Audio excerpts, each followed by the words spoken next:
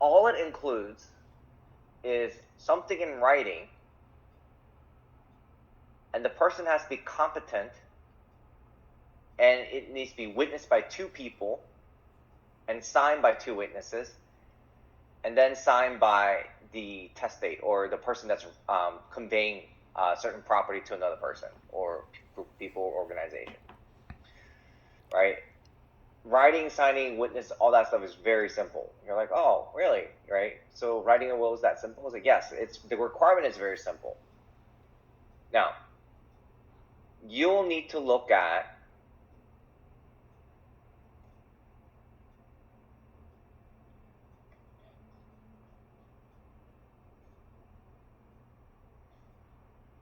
OCGA. Where is my symbol? There it is. OCGA 53-4-20. So this basically states that there's a couple of, first, will must be in writing. 2, signed by the testator, that's the person who's conveying his property, or by some other individual in the testator. Oh, someone's trying to get in. Testator's presence, right? And then the testator's express direction. So the reason I did this is to break out the elements for you. So the first one was a will must be in writing, signed by the testator or by some other individual in testator's presence, and at the testator expressed discretion. No caveat: a testator may sign by a mark or by any name that is intended to authenticate the instrument as the testator's will, meaning that you can do a little mark or signatures or initials. Those would all work. It doesn't have to be a full-blown signature is what it means. Now, the second part to this, again, there's a second part to this. The will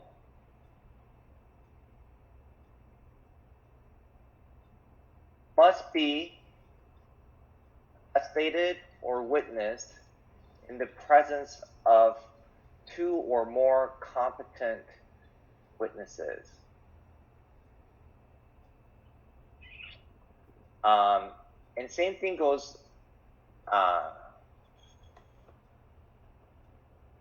No, I'm gonna do it.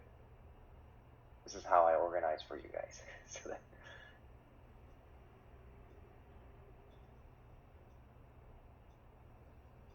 now, also another caveat is that the witnesses may initial, mark, etc.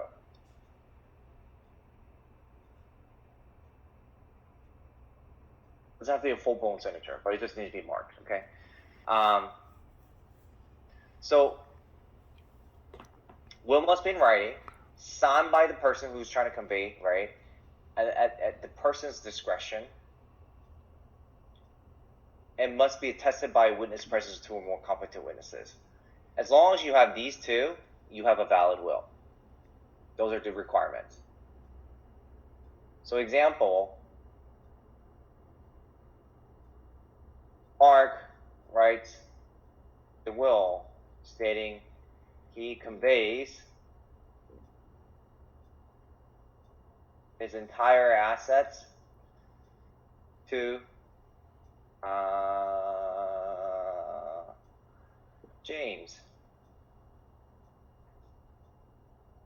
Then, Mika, I don't know how to spell your name. Is it Tamika or Eka? EKA. Eka. And Jadoria Muhammad is here as well in class. Oh, okay. And then Tamika and Shidoria witness, are the witnesses and observes Mark writing this will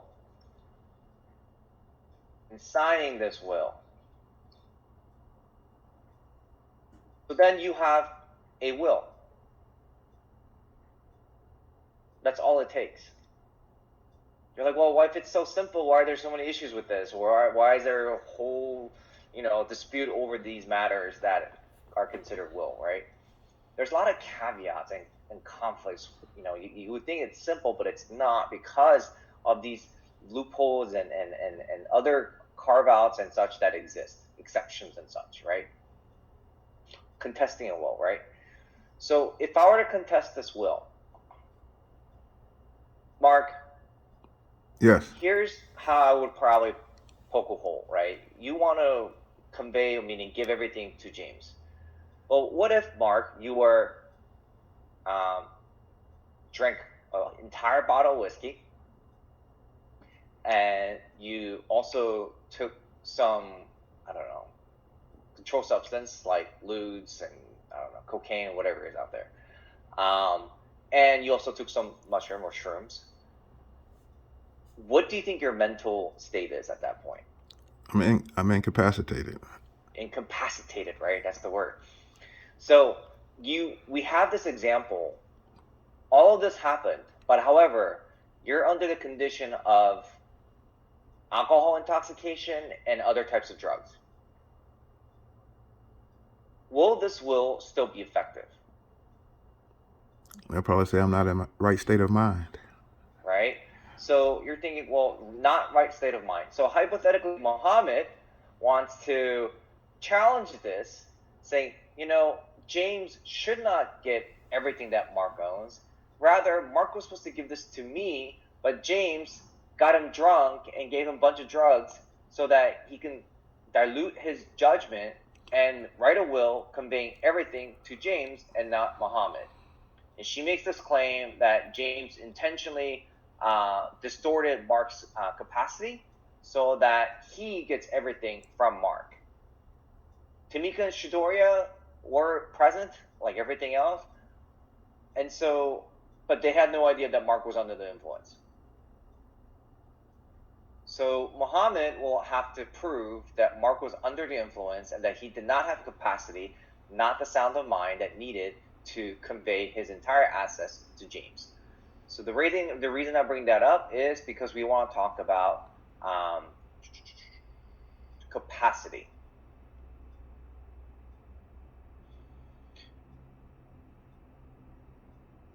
OCGA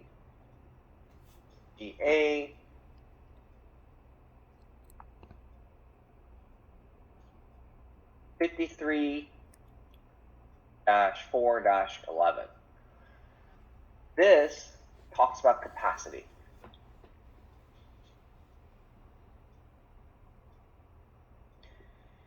Capacity exists when the testator has a decided and rational desire as to the disposition of his or her property. Furthermore, an incapacity to contract may coexist with the capacity to make a will. Again, an insane individual generally someone's trying to join? Generally may not make a will except during a lucid interval.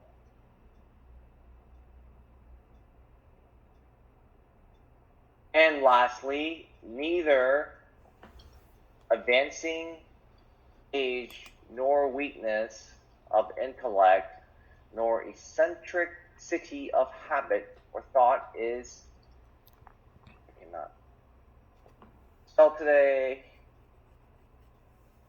is inconsistent. Oh my lord, I can't type. With the capacity to make a will. You're like, what is all this jargon?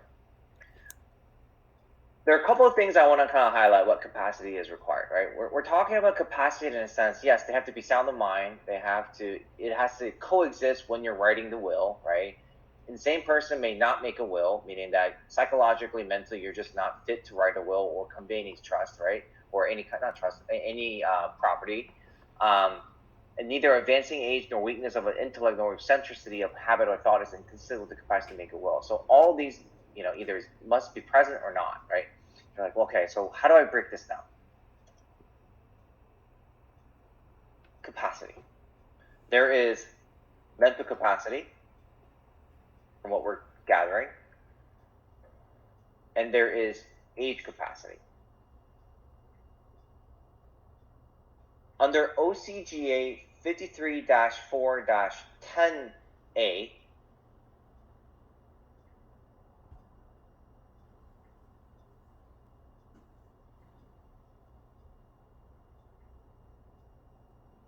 talks about an age capacity of 14 years and older. So anyone 14 years and older may make a will in the state of Georgia.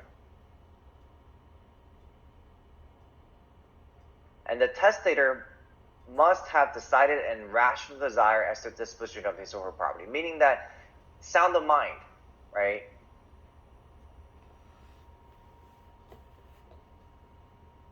Sound of mind, and you intend to convey your property. You're not under the influence, you really do want to do this.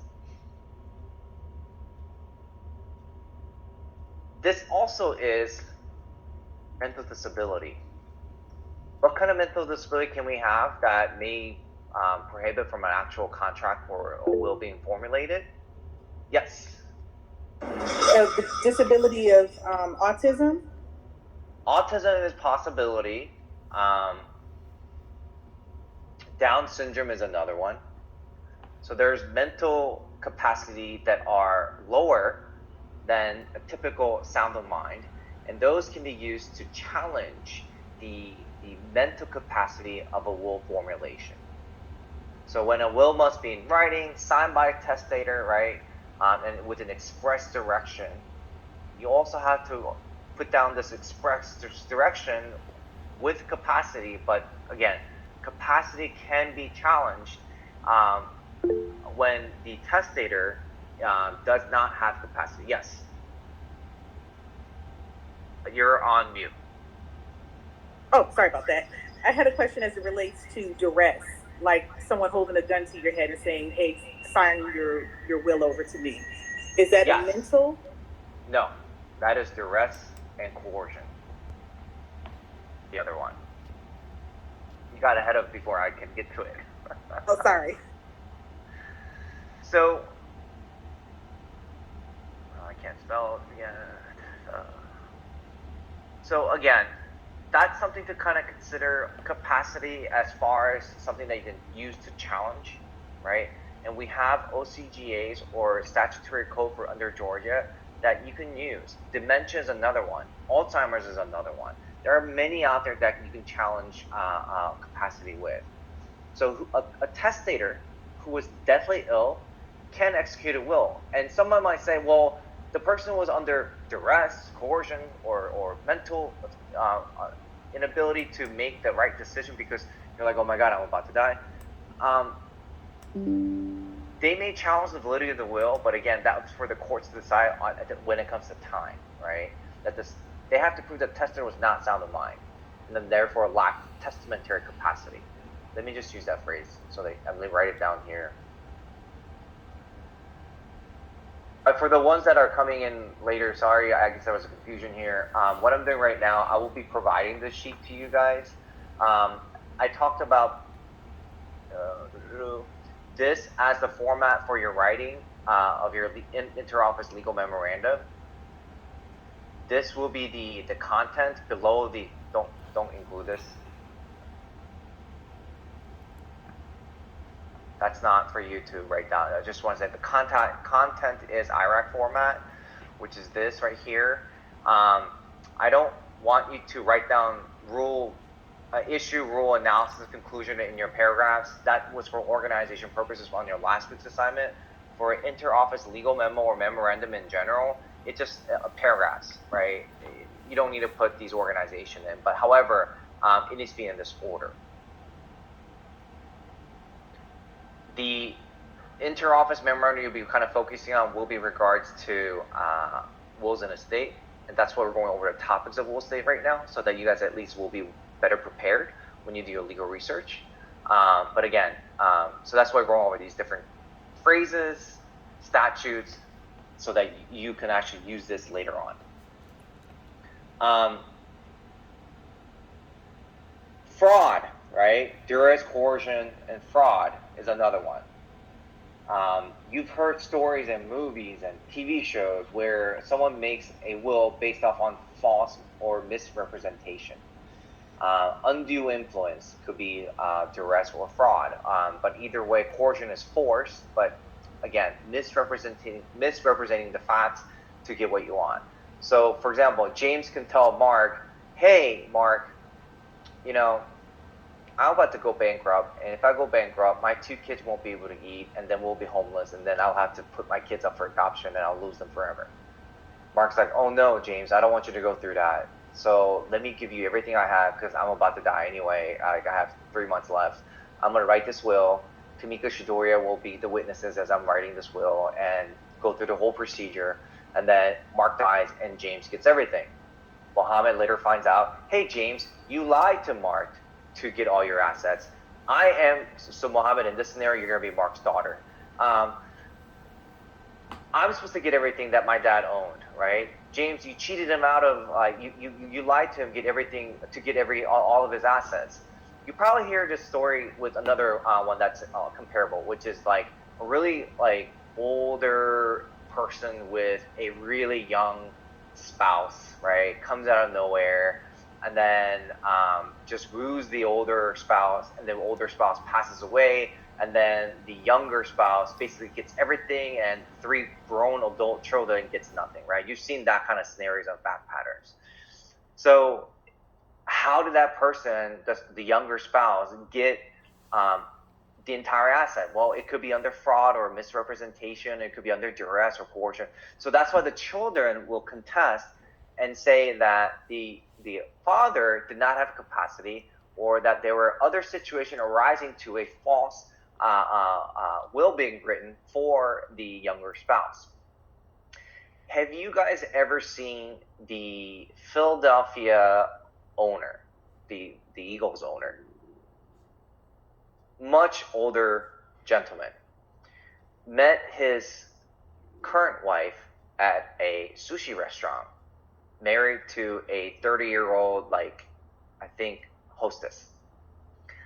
I thought the person was a secretary when the Philadelphia Eagles won and they were on the stage. Finds out that it was actually his wife. So in those situations, I'm sure the owner has grown children, right, who are adults, and there's a will involved. I'm sure that in those situations that the children are making sure that they get the assets once their father passes away, and that the new stepmother does not have any possession or rights to those properties, or maybe there be a equal division somehow. But however, again, you see real life situations where this can play out, where there's a conflict for assets and a will is involved. Now, I mentioned about the Philadelphia Eagle owners.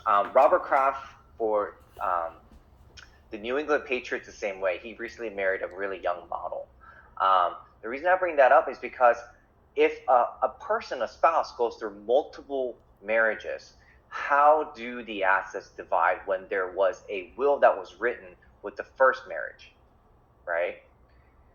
So the second wife probably wants some sort of property or assets from the marriage upon the husband's death.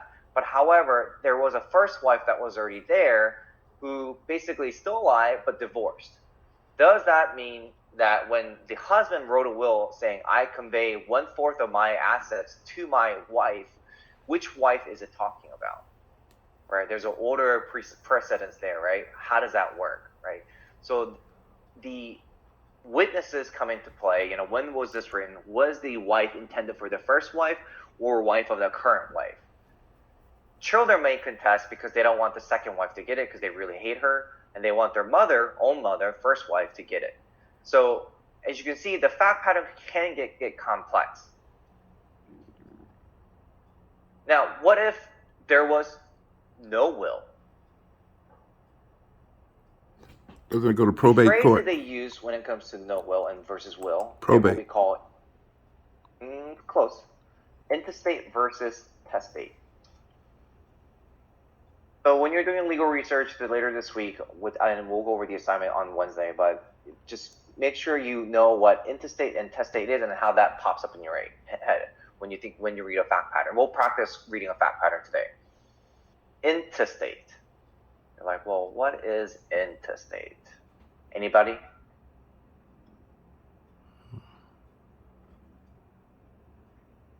Clueless. Clueless? No one. Okay. So, testate. Let's go with testate. Testate means that someone has died with a legitimate. Oh my God, I cannot type. Legitimate last will and testament. Intestate means someone has died without a legitimate last will and testament. Why is that important? Because one is legal Anybody, and why do you think that's important? one is legal and one is legal. You know, it's been done the right way, so they have right claim. That's a legitimate will, and the other one has to be debated by the courts or decided by the courts. Well, kinda. Here's the difference. So testate, we saw the scenario up here when a valid will is created, how everything is distributed the way it's supposed to be distributed, right? We saw this at the top under this OCJ 53-4-20. If it's intestate, what happens is at this point you go through distribution mandated by either by the court or the statutory requirement. Trying to find the one that says OCGA. So what we want to look at is, I'm going to copy and paste this OCGA so I don't have to keep typing this. It's 2-1.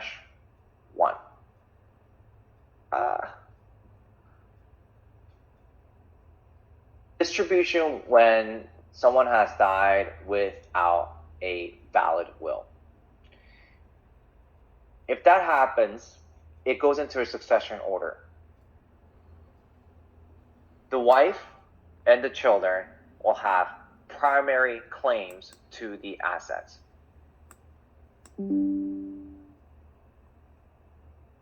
And if there's no wife, then it's just all three children, for example, will get 3 equal shares of the assets. If there are no children and no wife, then you go into the second degree, which then it becomes your parents. If there are no parents, then it goes to your siblings. If there are no siblings, then it may go into uncles. If the uncles have passed away and the uncles and aunts have passed away, but they have children, then it will be your cousins. So there's a succession order of how assets are distributed. I don't know if you guys seen the movie Mr. Deed with Adam Sandler. He inherits like a multi-billion-dollar asset based on like multiple degrees of relationship from far removed uncle. When he lives out in the middle of nowhere, then he just learns that he's the last remaining family member, so he gets everything. It's the kind of similar concept here, is that when there is no will, this OCGA 53-2-1 will dictate how the asset is distributed. Now, if someone finds out and if someone comes with a will saying, hey, no, there was a will written, it's all to me, then obviously the intestate order will disappear, and rather testate will come into place.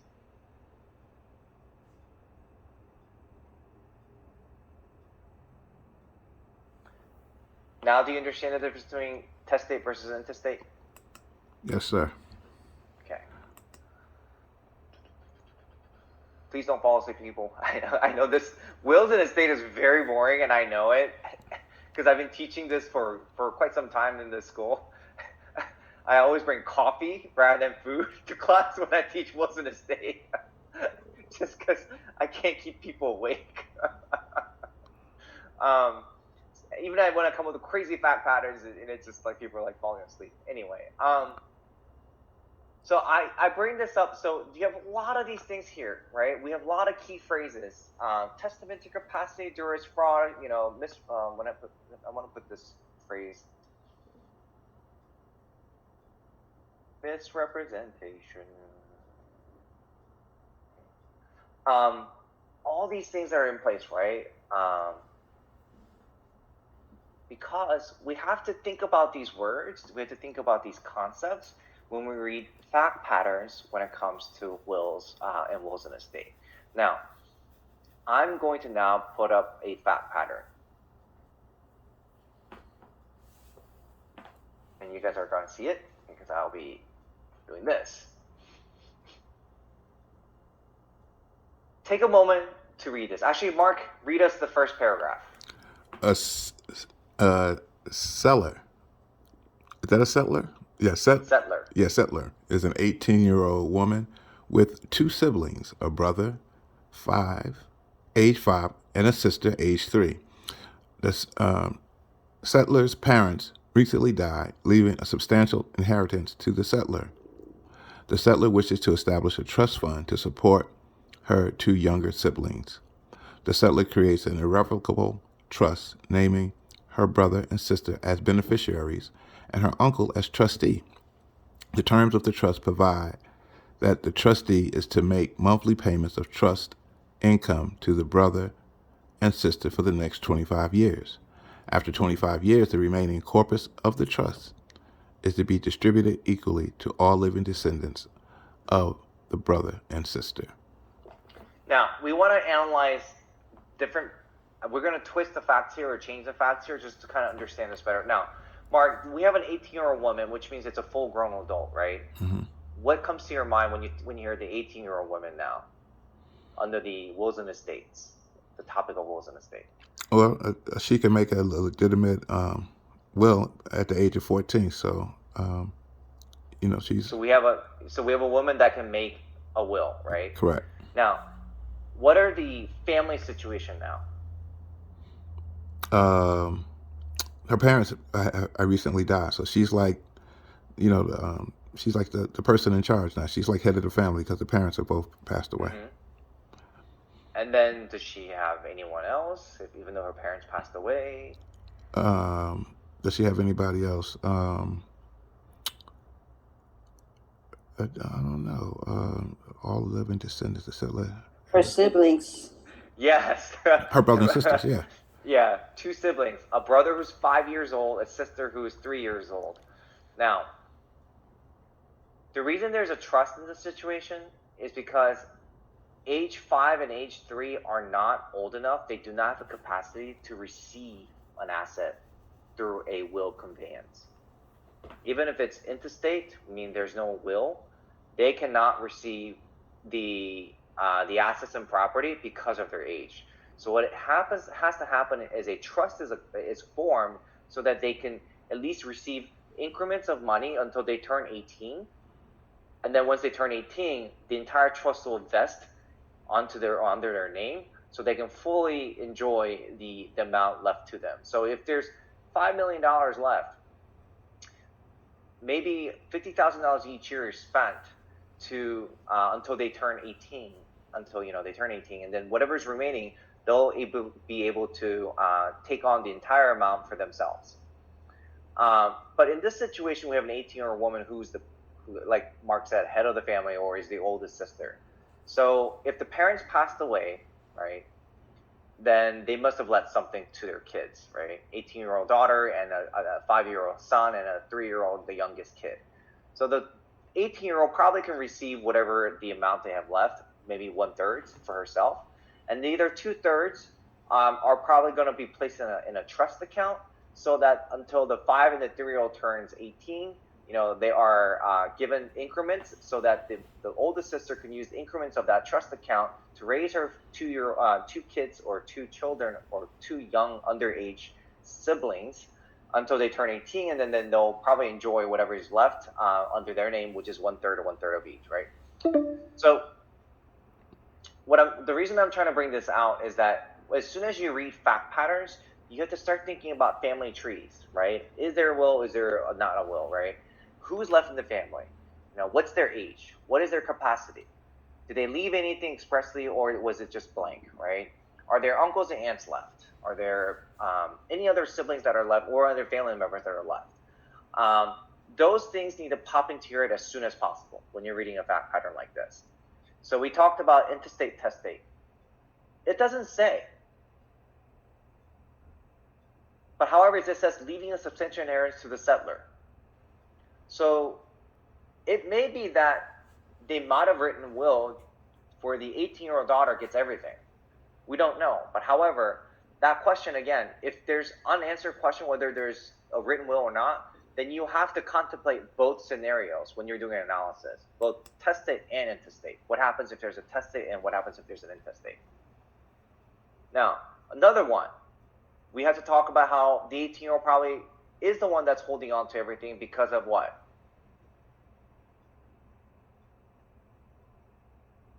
Capacity, age, OCG 53-4-10A, right? 14, right? Brought up. Yeah, we talked about that in the beginning. Yeah. Now, do you think the parents had testamentary capacity before they passed? I mean, that's unsaid here, but if that's an issue that comes up later on, yes, then you probably have to contemplate testamentary capacity, meaning that do they fit all these areas? Meaning, was this present at the time of the writing of the will? Because if it was, then this can be challenged, testamentary capacity, because then you can argue there is incapacity, thus the will is not valid anymore. Even if you run through and then the other part is, was there a valid will, right? If there's a valid will, you have to meet all these criteria here.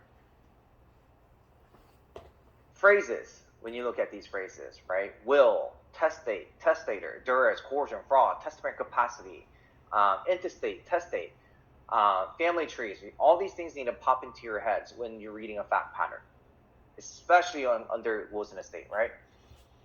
So now, there is an uncle. So hypothetically, let's change the answer here, or change the fact pattern. There's an uncle and aunt alive, as it states here. However, there is no will, and there is no 18-year-old woman or daughter. So then who's left? The uncle.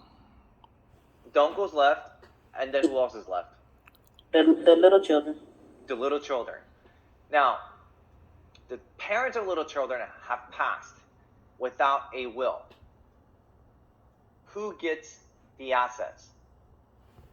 When they go to the children, but since it's the brother or the uncle rather, he would be over it since he's over 18. So the uncle will probably manage it until the children turn 18, and the children will receive probably one half, if there's no will. Now, what if there are no children left? The parents have passed, they have no kids, all the kids have passed away in the same car accident they were in. Who gets everything under intestate? Like the next of kin, which would probably be the uncle. Yes, the uncle. Under second degree, right? Correct. So this is how you kind of play out the fact patterns. When there's no will, you have to figure out who will get what afterwards. So what do you think is the very first thing you need to do when you read a fact pattern? What's the very first thing you need to establish? The parties. The parties, okay. And what else? Whether they have a will or don't have a will, like you said. Yes. Big difference, right, on how you go down the path. Was there a valid will? So, was there a valid will, and who are the parties? Who are the existing surviving members? Because depending on what this is, meaning intestate versus testate, your analysis changes, right? If there's a will, then you have a potential argument to make to challenge that will if these 4 things exist when writing a will. Even if there was a will, what if, however, instead of 2 witnesses, there's only 1 witness? That will disqualify the will too.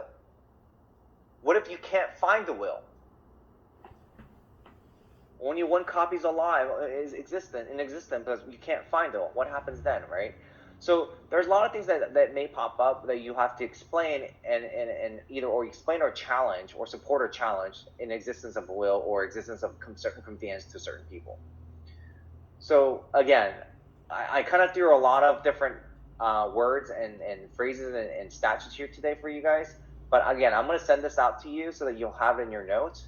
Just kind of go over it, kind of massage it, kind of make sure it sticks to you as like a regular word in your mind. Because next class on Wednesday, when we go over a fact pattern, I want you guys to start identify some of the words that you may use to do legal research, and we'll do that exercise on Wednesday. But for now, just take this kind of phrase and words and concept and just kind of massage it and just try to not memorize it, but I'm sure you can too, but just kind of internalize it, right? So that it becomes more of a second nature. And then from there, we can tackle the question that will be given to you on Wednesday when it comes to your assignment. Again, the format is this, as I'm highlighting here, right? And we can kind of go over some examples of like last week to go over these things. But again, I just want you to know the reason we were driving issue, rules, analysis, and conclusion so much is because you're going to be utilizing that for inter-office memorandum. For those who didn't show till later online, so this week is a little unique. So next week is week 8 and this week is week 7. On this week's unit 7 discussion, you had discussion and assignment due, right? On top of that, there's a week 8 reflection piece. Complete that at the same time. Just get it done because grades are due Tuesday. And so I need you guys to get those 3 things done as business as usual by Sunday or Monday, whichever. I'm going to start grading things on Monday, which means that if you have not submitted everything, or if you want to re-tackle something that I have not graded yet, right now is the time to do it because, again, Tuesdays when grades are due and Mondays when I'm going to start grading everything that's in there. So if you're missing work, get those in so that I can start grading. Yes, Mohammed. I have an assignment that you asked about, and I realized I uploaded the wrong document. If you've already graded it, is it too late for me to resubmit since that was an error? The wrong one? Yes, sir. I think I know which one you're talking about. Yeah, give me the right one, please. Okay, thank you. Because I think that was the one where I was like, what did she just submit? Exactly. I was like, is this from another class? I wasn't sure. Yeah, just submit the right one. So again, I'm going to repeat this again so that you guys all know. Week 7 is right now. Get your assignment, discussion, and the week 8 reflection piece in by this week, right? That's Sunday night, whatever it is. And by Monday, you should have submitted everything that you have not turned in that I have not graded yet. Because grades are due Tuesday. If they're not graded, what happens is that it becomes a 0 automatically. And so your average will be a lot lower than what you see today. On the quiz midterm, some of you asked, can I have extra points, whatever it is. I saw that some people did really well and some people need a little help. So I'm going to see, depending on your attendance and the progression you've made, I'm going to start adding points to people's quiz grades for that midterm quiz. So I'm hoping that may help a little bit, but again, just to help out with your overall average. And then we'll see how everything plays out on Monday when I grade everything. Typically when someone lands at 89, I just give them an A by giving extra points. So just keep that in mind as well. That instead of getting, I hate B pluses. When I was in school, I hated getting B plus as well. So if I see an 89 B plus, I'm just gonna fudge the number so I can give you an A. Okay. All right. Any questions regarding today's topic? No, you said it wasn't interesting. It's very interesting to me. My children's grandfather just passed away. They buried him, and they found out that he left them the house. The house was originally to his daughter, but their mother has passed away. And like you said, it went down to now that the daughter's passed away, her children, my children, his grandchildren are now getting the house, and now they decide how they're gonna, what they're gonna do, sell it, and so anyway, I'm in the middle of that right now. What you're talking about.